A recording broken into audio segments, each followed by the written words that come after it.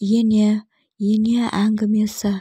Достар, менің жаңадан шыққан видеоларымды өткізіп алмау үшін менің каналыма тіркеліп, лайк басып қойыңыздар.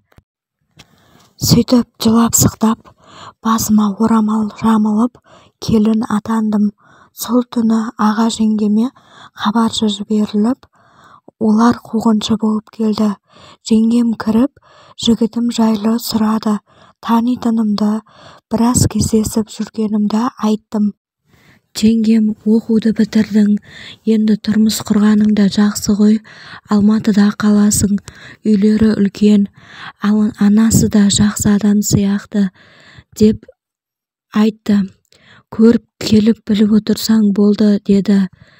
Ағам екеуі отырып, ішіп-жеп, ойнап-күліп, анама өздері хабар беретін болып, қоштасып кетіп қалды. Ертеңіне бүкіл ауыл адамдарына беташар жасалды. Келін болып түскен үйімде атам жоқ. Осыдан 2 жыл бұрын қайтыс болған екен. Енем мен 2 қайын әпкем ғана бар екен. Екеуі де тұрмыста. Менің күйеуім кенже, жалғыз ұлы екен. Енем осы ауылда мектеп директоры болып, бұрыннан қызмет жасайды екен. Беташардан соң келіндік міндетіме кірістім. Кешке қарай сол үйдің туған туыстары келіннің шайын ішуге, әрі құтты болсын айтып, қонаққа келді. Сөйтіп енді маған шай демде деді. Шынымды айтсам, сүт қатқан шайды қалай демдеу керектігін білмейді екенмін. Алғашқы сәттен бастап қарапайым шай демдей алмай абдырап, жанымдағы көмектесіп жүрген көрші келіншекке қарап, көрсетіп үйретіп жіберуін өтіндім. Ол маған таң қалып қарап, ойбу, қарапайым шай демдеуді білмесең, өлген жерің осы екен. Мен үйретіп жіберемін ғой, бірақ болашақта енеңнен жақсылық күтпе. Ол кісінің мінезі қатал, байқа жаным, деді. Мен ішімнен уайымдап, қорқып қалдым. Өйткені мен ешқашан үй шаруасына араласып, қыз болып аға жеңгелерімнен ештеме үйренген жоқпын. Үйретсе де өзім мұндай шаруаларға құлқым болмады. Естимін, өзімнің ас үйге, үй тіршілігіне олақ екенімді алғаш рет сол жерде ұқтым. Өмірімде алғаш рет ас үй шаруасында бар ынтаммен шай демдеуді үйрендім. Көрші келіншектің үйретуімен кеселерді орта қылып, қолымның дірілін білдірмей, сызылып отырып шай құйдым. Қонақтар шайымды мақтап, терлеп-тепшіп әбден ішіп, рахмет айтып тарасты. Алғашқы сынақтан осылай құтылдым. Ертеңіне қалған қонақтар қайын әпке, жезде балаларымен үйлеріне қайтты. Сосын енем келіп, үй жинап, түскі ас дайындап қой деді. Енем ұзын бойлы, арықша келген, аққұба, түсі суық, сөзі нық, жүріс-тұрысы ширақ, жылдам, тура бір әскери адам секілді еді. Бұйрық береді болды. Артық ауыз әңгімесі жоқ. Жақсы деп үй жинай бастадым.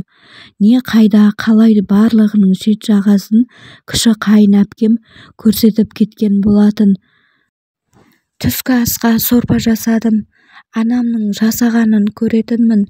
Сол секілді кішкене ет, көксөк, тұз салып пысты-ау дегенде дәмін көріп, өшіре салдым.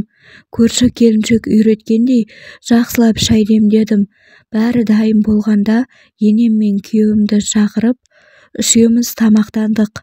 Енем, айналайын-ау, мынауың құры сылдыр су секілді болыпты ғой, кішкене бір күлше илеп, жайып, кеспе қылып салып жібермедің бе, деді. Мен не дерімді білмей күйеуіме қарадым. Ол еш үндеместен сорпасын ішіп отыр.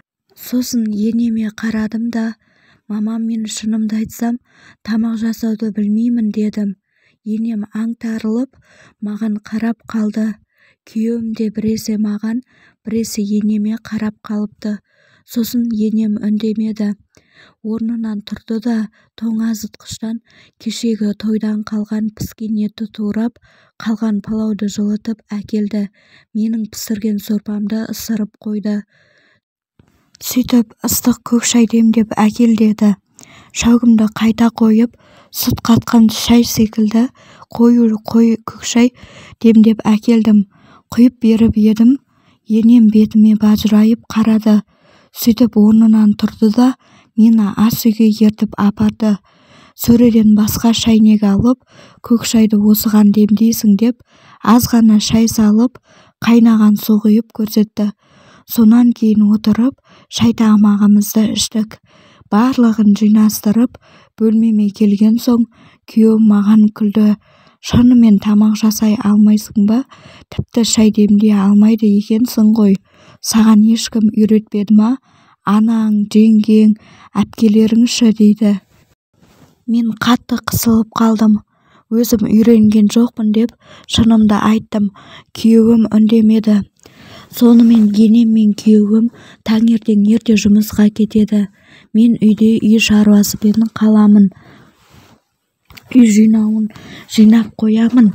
Бірақ тамақ жасау мен үшін қиын нәрсе еді. Әлгі көрші келіншекке барамын. Ол келіп көрсетіп үйретіп кетеді. Кейде келе алмай қалады.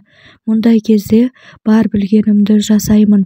Енем мен күйеуіме бірде ұнайды, бірде ұнамайды. Тамағым дәмсіз болып қалған кезде енем барлығын айтып түсіндіреді. Ол кісінің маған ас үй шаруасын үйретуге уақыты бола бермейтін. Мектепте жұмысы көп еді. Одан қалса ауданға барады. Бітпейтін жиналыс, тексеріс дейме, әйтеуір жұмысы көп еді. Күйеуім де кеш келеді. Ауданда жұмыс істейтін. Одан қалса 2 сиыр бар еді. Енем күнде сауып кетеді. Кешке көрші келіншек сауып, күнде 1 литр сүт алып кететін. Бір күні күйеуім, сиыр сауып үйренбейсің ба? Қашанға анам сауа береді, әлде үйренгің келмей ма деді. Мен тағы не дерімді білмей, олай болса үйретсеңші дедім. Сөйтіп сол күні кешке сиыр өрістен келген соң, күйеуім сиыр сауды үйретті. Күйеуімнің қолы епті, сарылдатып тұрып сауып жатыр. Сөйтсем мен жоқта, енемнің қолы тимеген кезде өзі сауып алады екен. Содан күнде сиыр сауды да үйрендім. Таңертең де кешке де өзім сауатын болдым. Үйренгеніме қуанып қалдым. Енем ештеме демеді. Көрші келіншекпен құрбыдай болып кеттік. Пысық тақылдап қалған келіншек еді. Сол құрбымнан нан илеп қамыр жаюды үйрендім. Ас үйдегі көп шаруаны сол көрші келіншек үйретті. Есесіне күнде сүт алатын. Келіп шай ішіп, осы ауылдың барлығын сырттай таныстырып, ауылда болып жатқан жаңалықтардың барлығынан хабардар етіп отыратын. Әйтеуір мені үйретіп те, өз тірлігін жасап та, шай ішіп әңгіме соғып, бәріне үлгеретін. Мен оған қарап таң қалатынмын. Мен ертеден кешке дейін жүріп, үй шаруасын әрең бітіретін едім. Арада біраз уақыт өткен соң, енем менің анамды, туған туыстарымды шақырып, есік алдына кішігірім құдалық той жасаймыз деді. Сөйтіп, тойға дайындала бастадық. Ауылдан анам, басқа да туған туыстарымыз келетін болды. Жалғасы бар.